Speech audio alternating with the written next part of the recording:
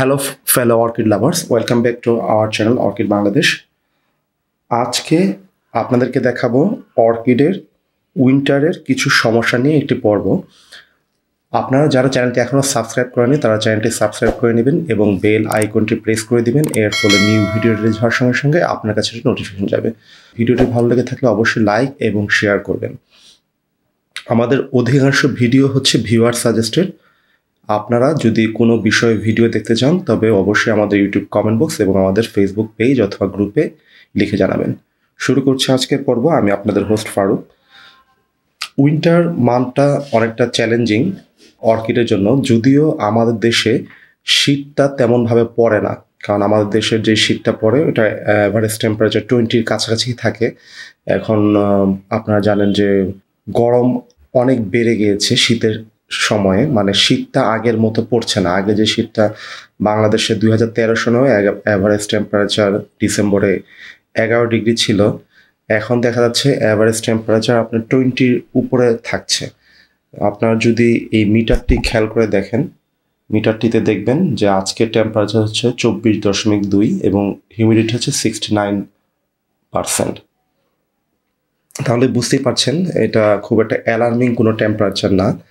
কিন্তু রাতের টেম্পারেচার অনেক সময় 18 ডিগ্রি নামে, এটাও খুব একটা বেশি না। কিন্তু কিছু কিছু পার্টে হয়তো আপনারা 10 ডিগ্রি বা নিচে নামতে পারে, সেইখানে অর্কিডের পাতা হলুদ হয়ে যাওয়া সহ বিভিন্ন রকমের সমস্যা হতে পারে। এবং ঢাকা সহ বড় বড় যে সিটিগুলো আছে, যেমন রাজশাহী বা আপনার ইন্ডিয়ার যে সিটিগুলো আছে কলকাতা বা এই ধরনের সিটিগুলোতে আজকাল টেম্পারেচার খুব একটা নামছে না নগরায়নের জন্য এবং ঘনবসতি এবং আপনার ওজন স্তর আপনার বেশি আপনার ফসিল ফুয়েল ওয়েজের জন্য এখন টেম্পারেচারটা আগের মতো কম আসছে না। এই জন্য আজকে আপনাদেরকে আমরা কিছু টিপস শেয়ার করব। আর এর আগে উইন্টার মান্থ নিয়ে একটি পর্ব আছে, যদি আপনাদের কারো সমস্যা হয় আপনারা এই পর্বটি দেখে নেবেন। এখন শুরু করছি আজকের পর্ব। প্রথমেই আপনাদেরকে দেখাবো, আপনাদের একটু আগে বলেছি, এটা হচ্ছে টেম্পারেচার ফ্লাকচুয়েশন, মানে টেম্পারেচারটা যে আপ ডাউন করে। দেখা যাচ্ছে উইন্টার মান্থে যদি টেম্পারেচার আপনার কনস্ট্যান্ট নিচে থাকে তো ওই ক্ষেত্রে আপনি একটা অ্যাডজাস্ট করে বা একটি ব্যবস্থা নিয়ে আপনি ওইটা ওভারকাম করতে পারেন। কিন্তু দেখা যাচ্ছে একসময় টেম্পারেচার আসতেছে 25 বা 30, আবার রাত্রে নেমে যাচ্ছে 30। এটি প্লান্টের জন্য খারাপ, এটি শকে নিয়ে যায় প্লান্টটাকে। এর ফলে যা হচ্ছে, আপনি চাইলেও প্লান্টটি রুমে নিতে পারছেন না, কারণ রুমের ভিতরে গরম। আবার বাহিরে যখন নিচ্ছেন বাহিরে ঠান্ডা। আবার বাহিরে ঠান্ডা কমানোর জন্য আপনি যদি চারপাশে কোনো টাইপের ব্যারিয়ার অথবা কাপড় দিয়ে ঘিরে দেন, ওই ক্ষেত্রে দেখা যাচ্ছে দুপুর যখন গরম হয়ে যাচ্ছে তখন আপনাকে ওটা উঠাতে হচ্ছে, যেটা অনেকটা হ্যাসেল।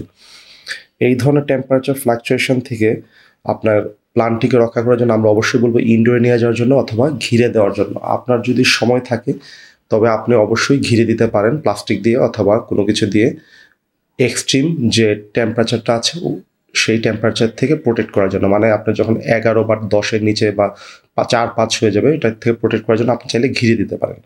আপনার প্লান্টটিকে ঠান্ডা বাতাস এবং ঠান্ডার যে জমে যাওয়ার যে সমস্যাটা আছে এটি থেকে রক্ষা করার জন্য। কারণ দিনের বেলা গরম, রাতের বেলা ঠান্ডা, এটি থেকে প্লান্ট শকে যেতে পারে এবং প্লান্টের পাতা হলুদ হয়ে যাওয়ার বড় সমস্যাটা হচ্ছে আপনার এই টেম্পারেচার ফ্লাকচুয়েশন করা। দ্বিতীয় সমস্যা হচ্ছে লো হিউমিডিটি। আপনারা যদি দেখেন এখন আছে এখানে 69, এটি রুমের ভিতরের হিউমিডিটি 69%। কিন্তু আমি যদি এটা বাইরে নিয়ে যাই দেখা যাবে হিউমিডিটি একটু কমে যাবে, হয়তো এখানে আসবে 50 বা একটু নিচে, মানে লোয়ার 50-র কাছাকাছি থাকবে আর কি হিউমিডিটিটা। তাহলে বুঝতে পারছেন টেম্পারেচার কম, হিউমিডিটিও কম।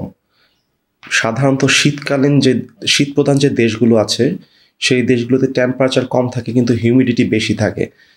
এই জন্য ওইখানে পানিটা শীতকালে তেমন দেওয়ার প্রয়োজন পড়ে না। কিন্তু আমাদের দেশে যেহেতু টেম্পারেচারটা একটু কম থাকে কিন্তু হিউমিডিটি কম থাকে, কিন্তু প্লান্টটি শুকিয়ে যায় যেহেতু হিউমিডিটি কম। আপনার গরমকালে যদি টেম্পারেচার 30 থাকে এবং হিউমিডিটি যদি 40-50 থাকে তবে প্লান্টটা হয়তো শুকাতে 1 দিন লাগবে বা 2 দিন লাগতে পারে যদি আপনি প্রপার পানি দিয়ে থাকেন। কিন্তু একই হিউমিডিটিতে শীতকালে যখন আপনার টেম্পারেচার থাকবে 20-র কাছাকাছি কিন্তু হিউমিডিটি 40-50, প্লান্টটি শুকাতে হয়তো 2 থেকে 3 দিন লাগবে। আপনার এই জিনিসটা খেয়াল রাখতে হবে। এটি থেকে ওভারকাম করার জন্য আপনারা যেটি করতে পারেন, মিস্টিং করতে পারেন প্লান্টের মাঝে মাঝে, পানি না দিয়ে হালকা মিস্ট করতে পারেন, দূরে থেকে ফাইন মিস্ট দিয়ে স্প্রে করতে পারেন আপনার যদি খুব ভালো কোয়ালিটির স্প্রেয়ার থাকে। কিন্তু খেয়াল করবেন আপনার বাসায় যদি ফেলেনোসিস থাকে, এটা 2 পাতার মাঝে যেন পানি ঢুকে না যায়, তাহলে কিন্তু আপনার ফেলেনোসিসগুলো নষ্ট হয়ে যাবে। মিস্ট অবশ্যই খুব ফাইন হতে হবে এবং আপনার পটিং মিডিয়ার কাছাকাছি করতে হবে। পাতায় মিস্টিং করে তেমন একটি লাভ নেই। আর আপনাদেরকে আগেই বলেছিলাম হিউমিডিটি ট্রের কথা। আপনারা যদি সম্ভব হয় হিউমিডিটি ট্রে প্লান্টের নিচে দিয়ে দিতে পারেন, ওই ক্ষেত্রে প্লান্টটির এক্সট্রা হিউমিডিটি পাবে। যেহেতু আবহাওয়া ড্রাই থাকে কিন্তু টেম্পারেচার কম থাকে, এই ক্ষেত্রে আপনি যদি বেশি পানি দেন, এই বেশি পানি দেওয়ার থেকে আপনার কিন্তু রুট রট হওয়ার সম্ভাবনা থাকবে। এই জন্য অবশ্যই আপনার টপ পার্ট ড্রাই হয়ে যাওয়ার পর পটিং মিডিয়ার আপনার আঙ্গুল দিয়ে ভালো মতো দেখবেন ড্রাই হয়েছে কিনা, তারপরে আপনি পানি দিবেন, এর আগে পানি দেওয়ার দরকার নেই। 3 নাম্বার হচ্ছে আলো কমে যাওয়া। শীতকালে দিনের সময় কমে আসে, রাতের সময়টা বেড়ে যায়। যেহেতু আপনার দিনের সময় কমে আসে এই জন্য আলো কমে যায়, এর ফলেও অনেক অর্কিডের পাতা হলুদ হয়ে যায়। যেই অর্কিডগুলো এমন জায়গা থেকে আনা, ট্রপিক এরিয়া, যেখানে আপনার সাধারণত শীত এবং গরমকালের ব্যাপ্তি একই রকম এবং টেম্পারেচার খুব একটা ভেরি করে না এবং আলোর পরিমাণও সমান থাকে, ওই অর্কিডগুলো যখন আলো কম পাওয়া শুরু করবে একটা সার্টেন টাইমের সময়, তখন পাতা হলুদ হয়ে যাওয়া সহ ফুল আসা বন্ধ হয়ে যেতে পারে। কিন্তু আমাদের দেশে যেহেতু শীতকালটা খুব একটা বড় সময় ধরে থাকে না, এটা খুব একটা মেজর প্রবলেম না। কিন্তু যদি কোনো অর্কিড এই সমস্যা হয়, তবে ওই অর্কিডটিকে আপনি চেষ্টা করবেন আপনার গ্রোয়িং এরিয়া সবচেয়ে ব্রাইট স্পটে মুভ করে নিয়ে যাওয়ার জন্য।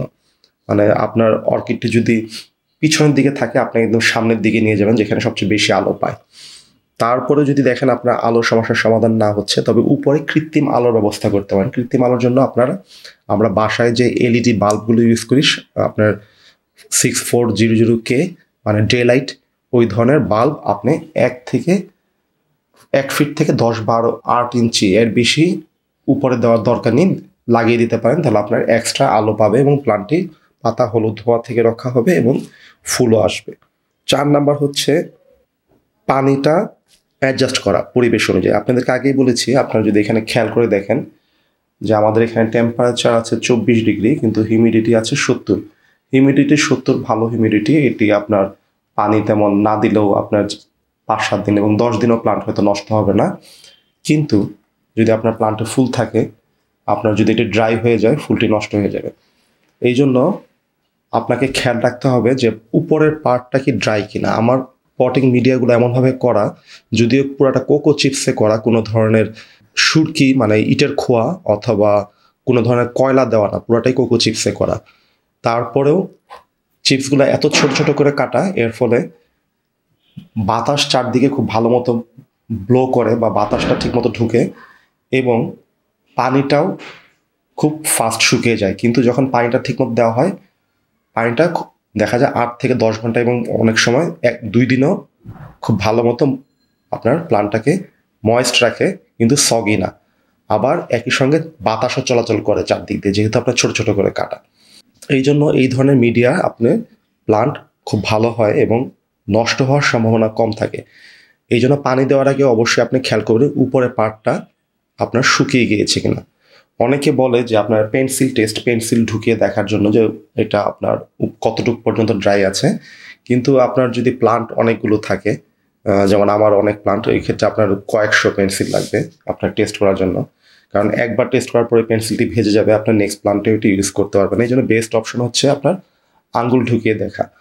আরেকটি ব্যাপার হচ্ছে, আপনি যখন অনেক দিন ধরে অর্কিড করবেন তখন আপনার একটা আইডিয়া হয়ে যাবে যে আপনার পটগুলো কতদিন পরে শুকায়।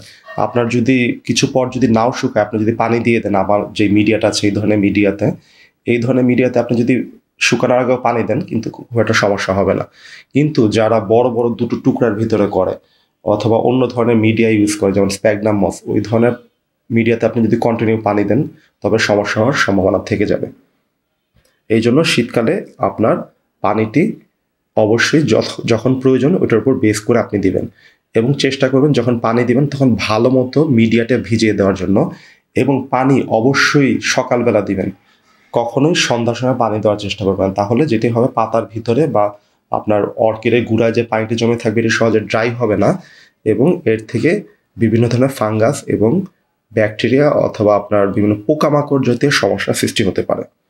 5 নাম্বার হচ্ছে পোকামাকড় থেকে রক্ষা করা। শীতকালে একটি বড় সমস্যা হচ্ছে বিভিন্ন ধরনের, আপনাদেরকে আগেই বলেছি, যদি পানি উল্টাপাল্টা দেন, মানে পানি যদি বেশি বা কম হয়ে যায়, কম পানি হলেও প্লান্ট স্ট্রেসে যাবে, বেশি পানি হলেও স্ট্রেসে যাবে, এবং স্ট্রেস প্লান্টের প্রধান শত্রু হচ্ছে বিভিন্ন ধরনের পোকামাকড়। এর মধ্যে একটি হচ্ছে স্পাইডার মাইট, তারপরে হচ্ছে আপনার স্কেলটা আপনি দেখবেন যে পাতার উপর এক ধরনের ফুটা ফুটা ফুটা ফুটা একদম ধরলে আপনি দেখবেন রেইজড একটা জিনিস হাতে লাগছে, এবং খয়েরি খয়েরি ছোটো ছোটো একটা ফুটা ফুটা অনেক জিনিসের মতো পড়ে আছে, এবং আঙ্গুল দিয়ে ঘষা দিলে জুড়ে এটা উঠে যায়। স্কেল উঠানোর সবচেয়ে ভালো বুদ্ধি হচ্ছে আপনার টুথব্রাশ এবং পানি দিয়ে ঘষে ঘষে ক্লিন করে ফেলবেন, তারপরে প্লান্টটি ভালো মতো ওয়াশ করে ফেলবেন। স্পাইডার মাইট ক্লিন করার জন্য আপনি একই পদ্ধতি ফলো করতে পারেন। সাবানের সঙ্গে হালকা তেল মিশিয়ে স্প্রে করতে পারেন, অথবা আপনার যদি সম্ভব হয় সালফার বেসড ফাঙ্গিসাইড স্প্রে করতে পারেন। তারপরে হচ্ছে যে আরেকটি সমস্যা হয় মিলিবাগ, আমাদের দেশে খুব কমন। মিলিবাগ সাধারণত পাতায় কম হয়, আপনার ফুলের যে কলিটা বের হয় কলিতে হয়, এবং নতুন গ্রোথে অ্যাটাক করে এবং নতুন গ্রোথগুলো খেয়ে ফেলে, কারণ এই পাতাগুলো যথেষ্ট শক্ত। এই মিলিবাগ এইগুলোর থেকে শোষণ করে পানি বের করতে পারবে না বা স্যাপ বের করতে পারবে না, কিন্তু কলি যেহেতু সফট থাকে সেখানে তারা বের করে নেয়। এই জন্য কলি এবং প্লান্টের সফট পার্টেই এগুলো অ্যাটাক করে। মিলিবাগ ক্লিন করার সবচেয়ে সহজ পদ্ধতি হচ্ছে অ্যালকোহল। বিভিন্ন ধরনের পোকামাকড় কীভাবে ক্লিন করতে হয় আমাদের একটি পর্ব আছে, আপনারা দেখে নেবেন, আমরা স্ক্রিনে দিয়ে দিব। আমাদের চ্যানেলে গেলেই আপনারা এটি বের করে নিতে পারবেন কোথায় আছে। এবং পোকামাকড় হয়েছে কিনা বোঝার জন্য সবসময় আপনার খুব ভালো মতো ইন্সপেক্ট করতে হবে পাতার সামনের পার্ট এবং নিচের পার্ট। অনেক সময় মিডিয়ার একটু ভিতর দিকেও আপনার মিলিবাগ হতে পারে। এই জন্য আপনার খুব সপ্তাহে অ্যাটলিস্ট একবার আপনি ভালো মতো চেক করে দেখবেন আপনার কোনো প্লান্টে পোকামাকড় আছে কিনা। পাতার উপর এবং নিচে খুব ভালো মতো ঘুরিয়ে ঘুরিয়ে দেখার চেষ্টা করবেন। আজ এই পর্যন্তই।